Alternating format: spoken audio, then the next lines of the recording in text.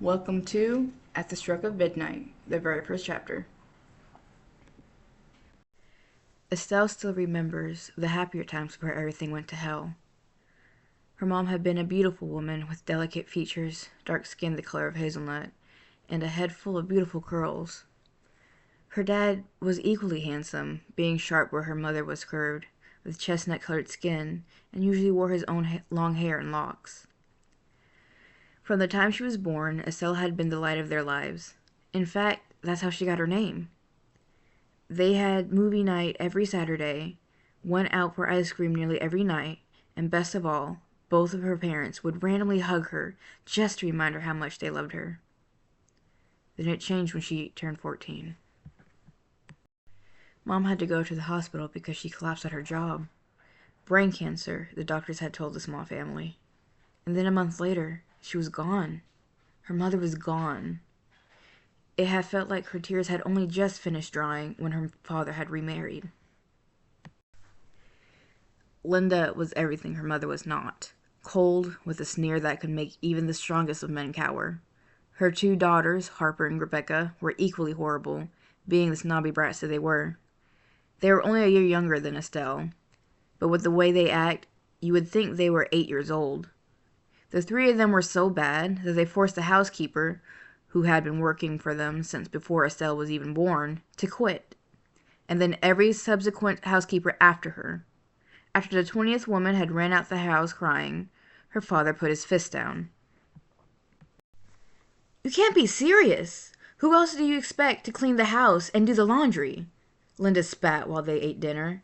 So much spittle went flying that Estelle had to cover her plate to keep her food Linda-free. Her father had rubbed a hand on his face. "You'll have to step it up if you want a clean house. I refuse to waste my money on another housekeeper that'll quit in a week."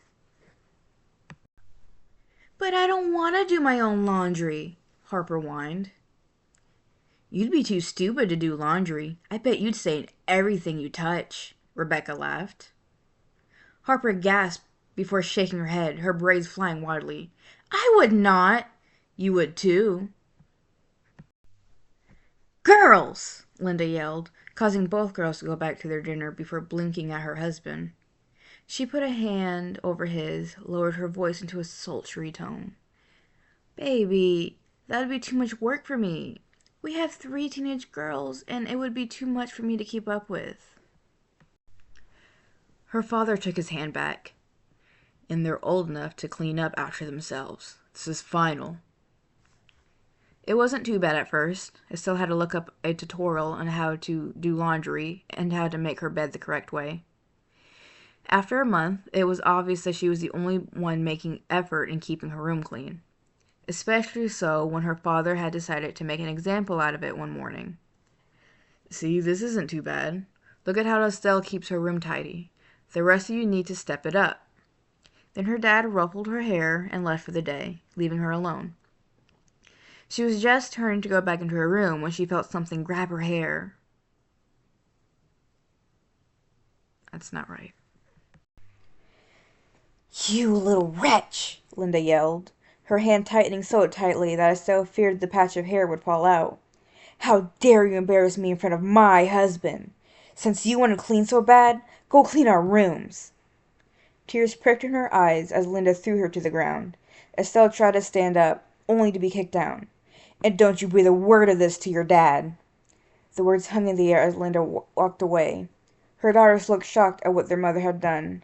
Rebecca looked like she was about to say something to her when Linda suddenly yelled for both of the girls. Estelle supposed that they were scared that Linda would suddenly turn on them, and both scurried after her.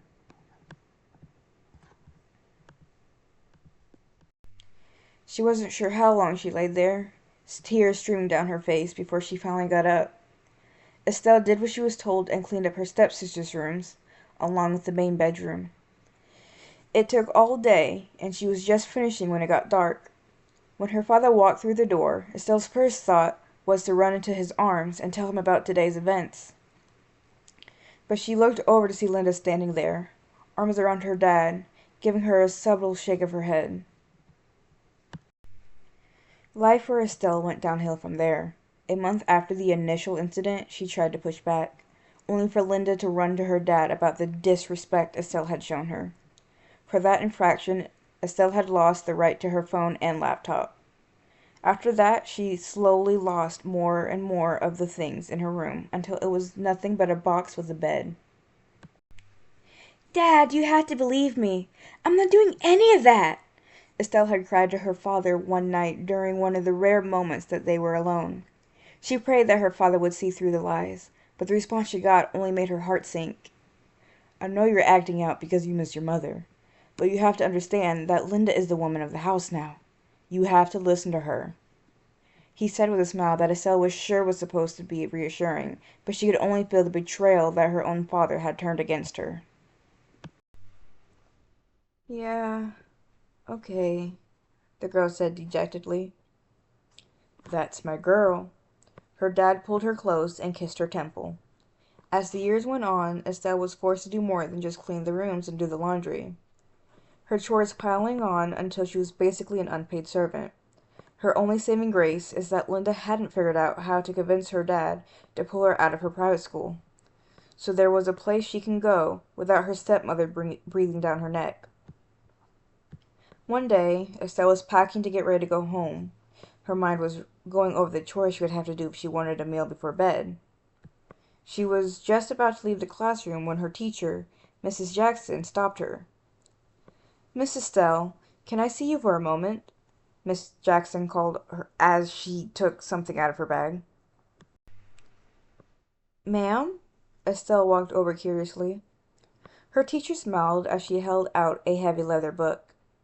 "I found this while going through some old things the other day, and I thought it might serve you better." "A book?" Estelle asked. "Books have always been a gateway to another world," the woman said knowingly. "And might I suggest that you hold it close?" Estelle took the book, not quite understanding, but smiled gratefully all the same. "Yes, ma'am, I understand. I'll see you tomorrow." And that was the first chapter of At the Stroke of Midnight.